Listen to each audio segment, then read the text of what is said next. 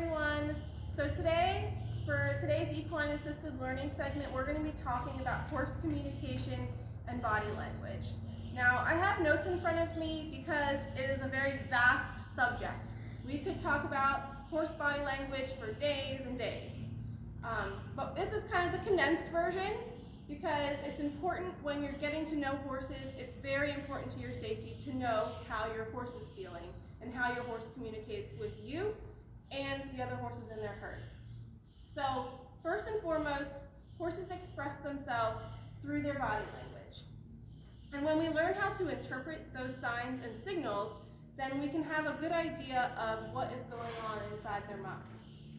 So this helps us know what our horse is feeling. It helps us to know if our horse is in pain or scared or distressed. And it helps us improve our safety when working with horses, whether we're leading them in from the field, spending time with them in their stall, leading them around the arena, or riding them. It's important to know how they're feeling at all times. It's also important to know that horses are flight animals. When it comes to them being in danger, they will always choose to run versus to fight. So that is their instinct, to run away from danger. So as humans and as their herd members, we want to make them feel safe.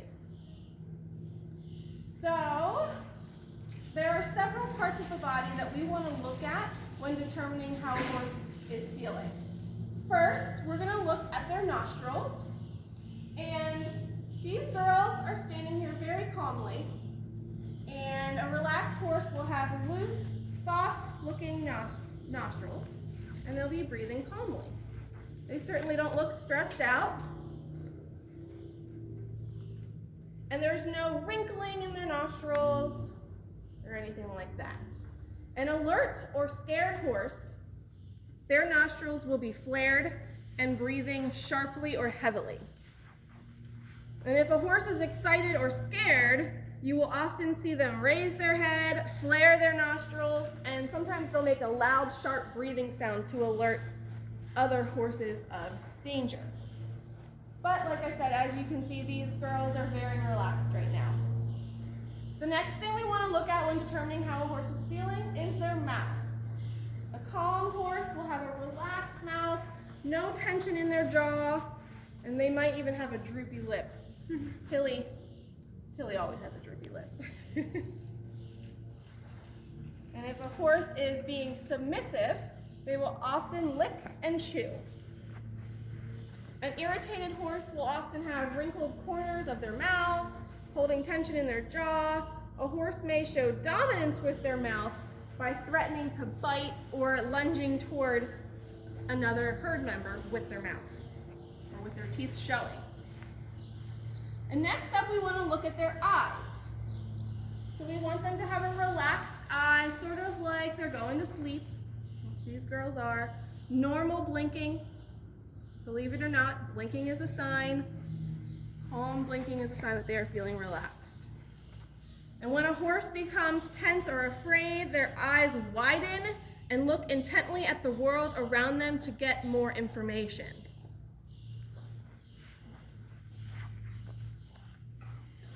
All right, so the next thing we want to look at when determining how a horse is feeling are their ears.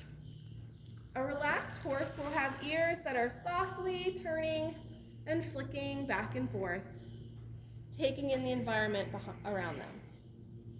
They might be floppy, especially if they're super relaxed or dozing.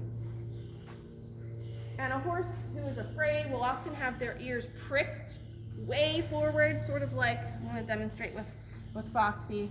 If their ears are pricked really forward and their heads are held high, that is a sign that they're making with their ears that they are afraid.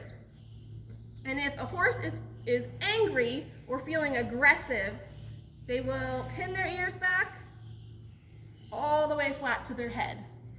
Excuse me, Foxy. Just like this. That means they are angry or irritated. The next thing that we look at when determining a horse's behavior is the position of their necks. A relaxed horse will keep a neutral neck that is kind of parallel to the ground, lower. And a tense or nervous horse will raise their neck or head to look around for danger.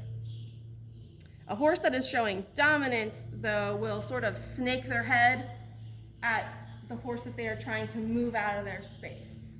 And a lot of times when they're snaking their head towards that other horse, they'll have their teeth out, and it is very obvious that they want that horse to move out of their space. And finally, we want to look at, we're going to look at their feet and legs. So horses carry a lot of weight on their legs all day long. They rarely lay down. So when they're relaxing, they're going to be shifting that weight from side to side till he's kind of leaning, and so is Foxy. They're definitely relaxed. A horse that is scared will keep their legs kind of spaced apart, in more preparation so that they're ready to run away from danger if they need to.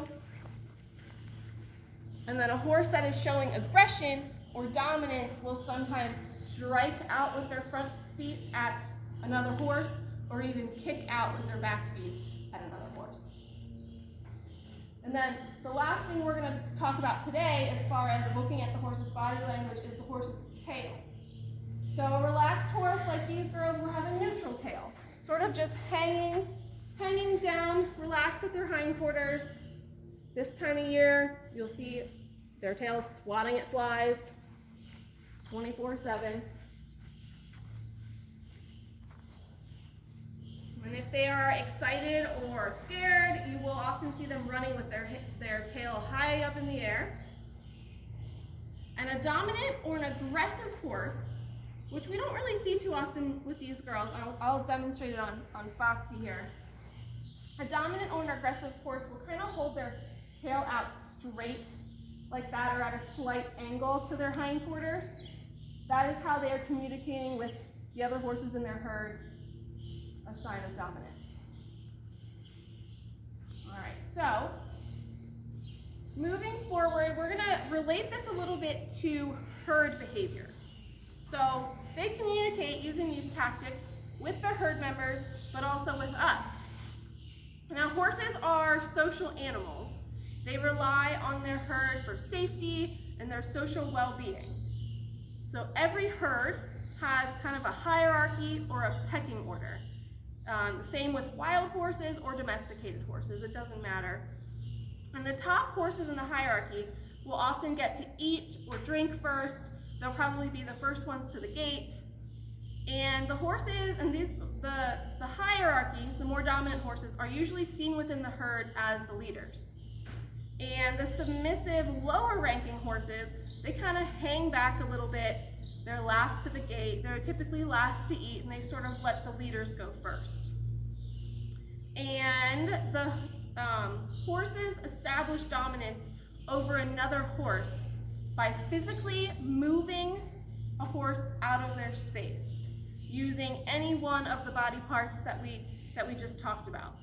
So social aspects of the herd are also very important to the horse's happiness and their well-being. Every horse in the herd has their own role. You'll often see herd members grooming each other.